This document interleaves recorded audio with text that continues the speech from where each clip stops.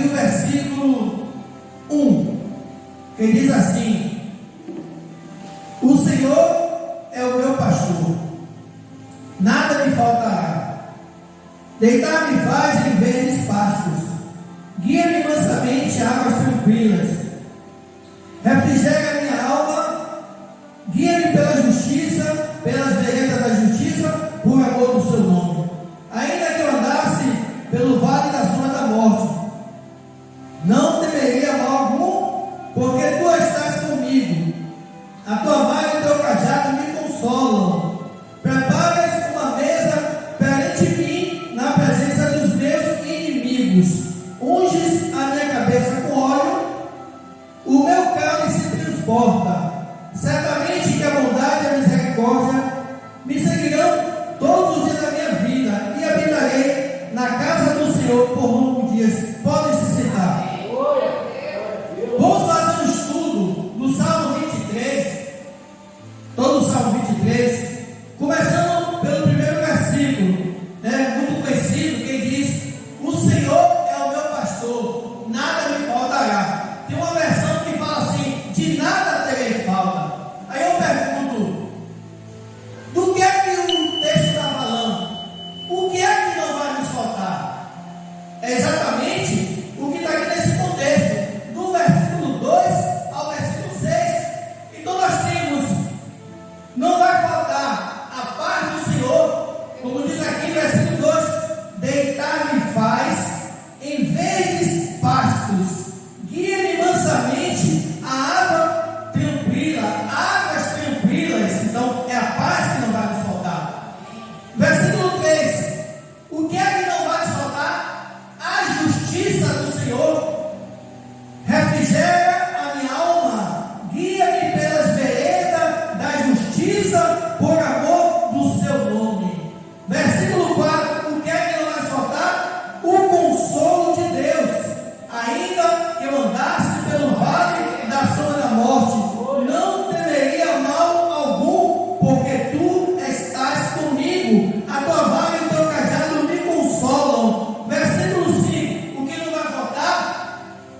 A provisão de Deus. Preparas uma mesa perante mim na presença dos meus inimigos.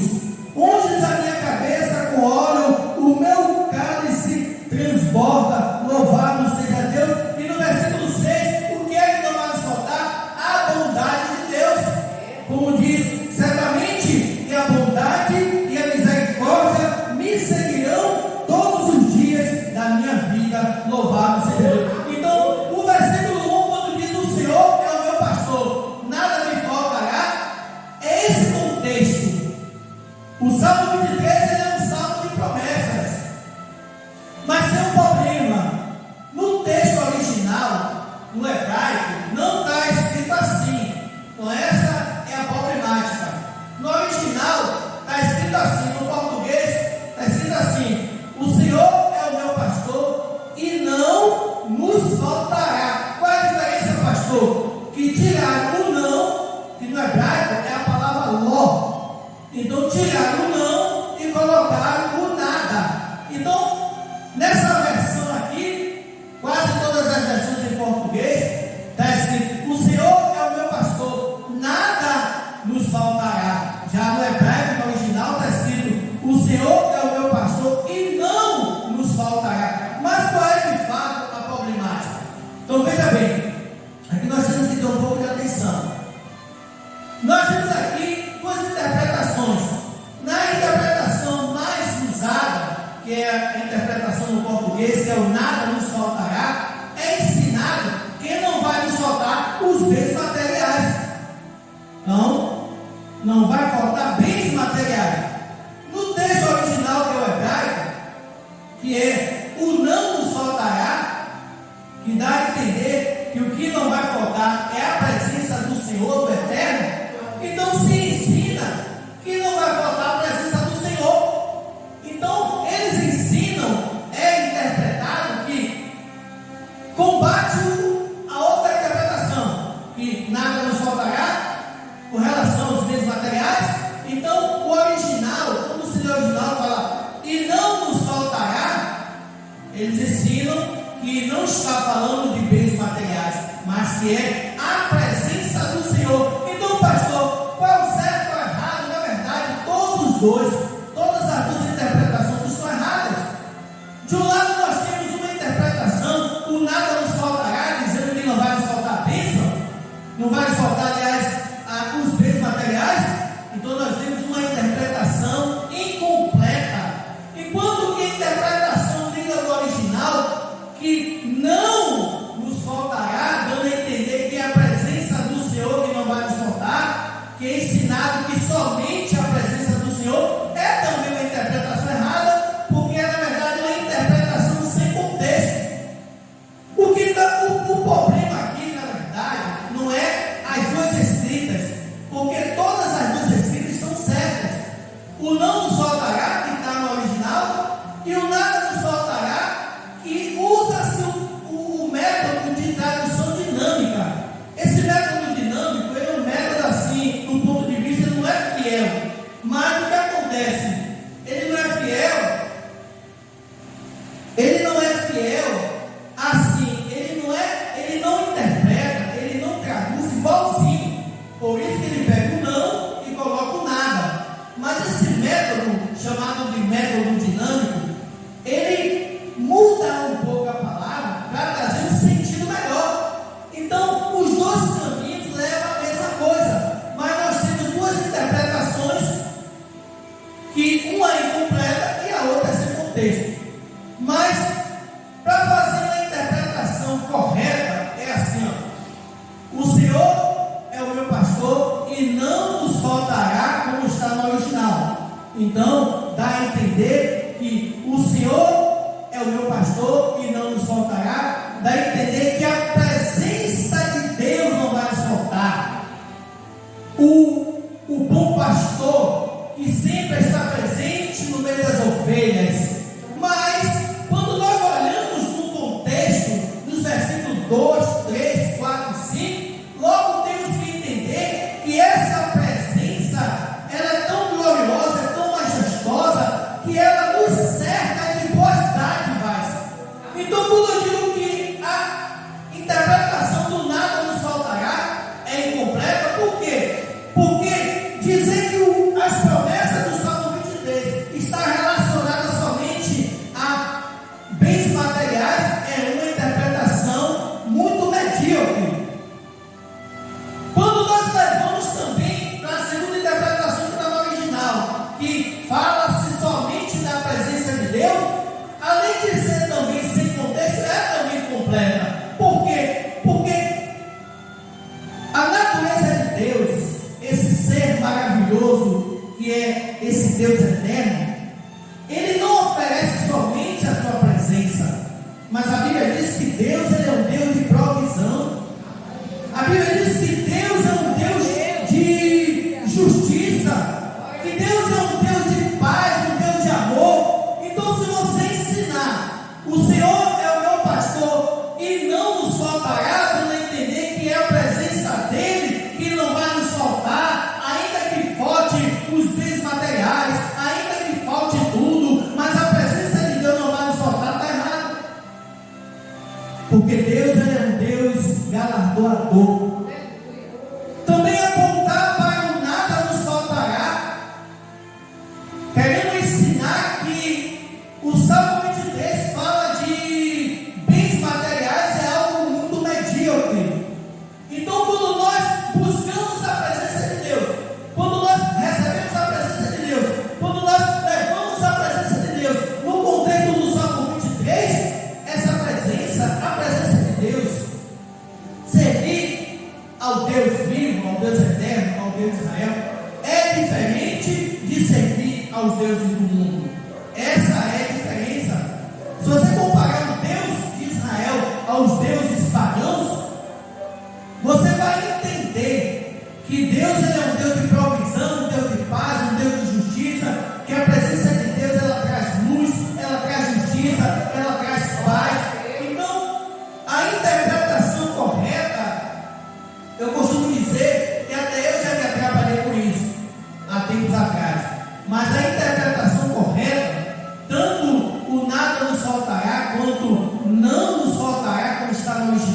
Eu, pessoalmente, gosto mais do não nos faltará, porque eu entendo. Então, o Senhor é o meu pastor e não nos faltará. Então, o que não vai nos faltar é a presença de Deus. A presença do bom pastor, o bom pastor fiel, que sempre está no meio de suas ovelhas. E ele, quando está no meio de suas ovelhas, ele cuida das ovelhas. É por isso que a palavra diz, no versículo 2, a paz do Senhor. O versículo 2 fala da paz do Senhor. O versículo 3 fala da justiça do Senhor. O versículo 4 fala do consolo de Deus. O versículo 5 fala da provisão de Deus. E o versículo 6 fala da bondade de Deus. Só no Salmo 23. Mas existe muito mais promessas de Deus para nossas vidas. Então, o significado, todos os dois, tanto nada nos faltará, como o não nos faltará, todos estão corretos. A diferença aqui está na forma de interpretar. Então, a presença de Deus, ela é gloriosa, gente. Ela é majestosa, ela é sublime, ela traz luz aos lugares que estão em trevas.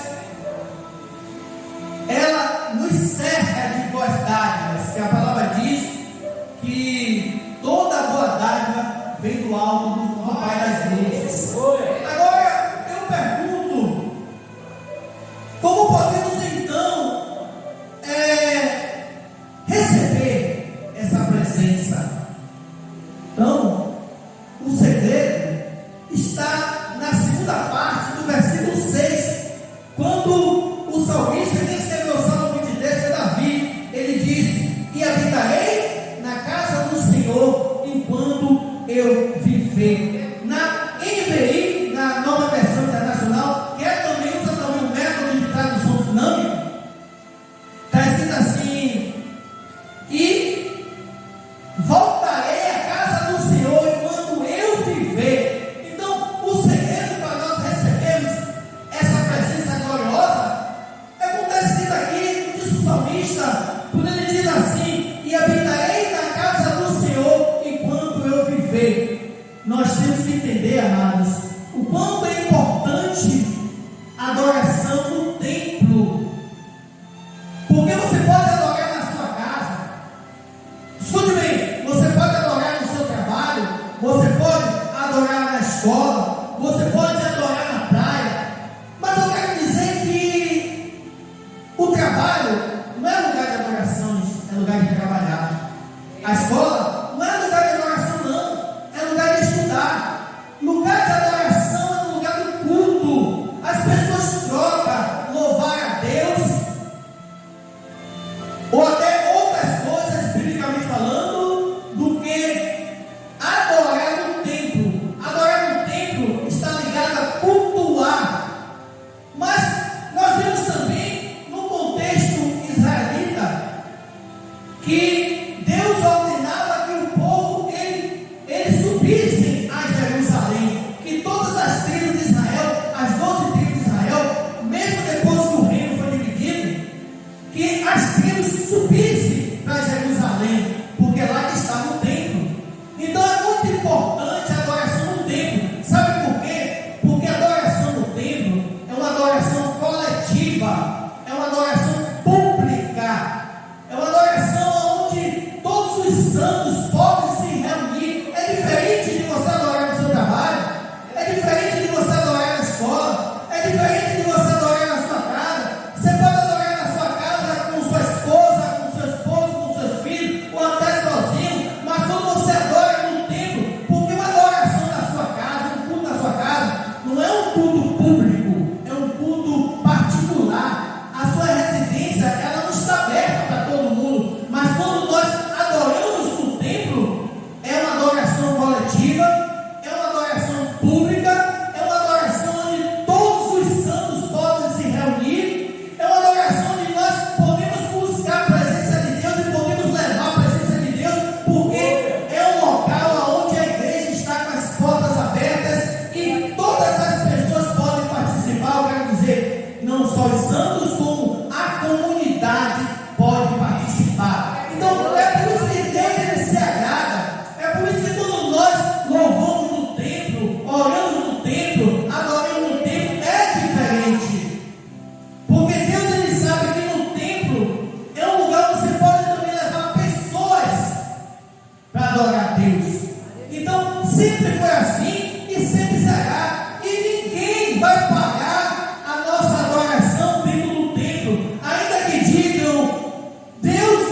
habita em templos feitos por mãos humanas. E ninguém está dizendo que Deus habita em templos feitos por mãos humanas. Deus habita em nossos corações. Mas o templo ele foi erguido, o templo ele foi separado para a adoração dos santos, para uma adoração coletiva, para uma adoração pública, onde todos podem participar. Jamais uma igreja pode estar com as portas fechadas, porque a igreja é a casa de Deus, aonde toda a comunidade ela tem que entrar, ela tem que ser levada para conhecer o Deus vivo, para adorar ao Deus que fez os céus, a terra, os mares e tudo que existe, porque foi Ele que nos fez e não nós a nós mesmos. Então, muitos estão adorando aos deuses do mundo, aos deuses pagãos, mas a finalidade de ter um templo é para que haja uma adoração pública, uma adoração onde todos possam participar, como diz o salmista no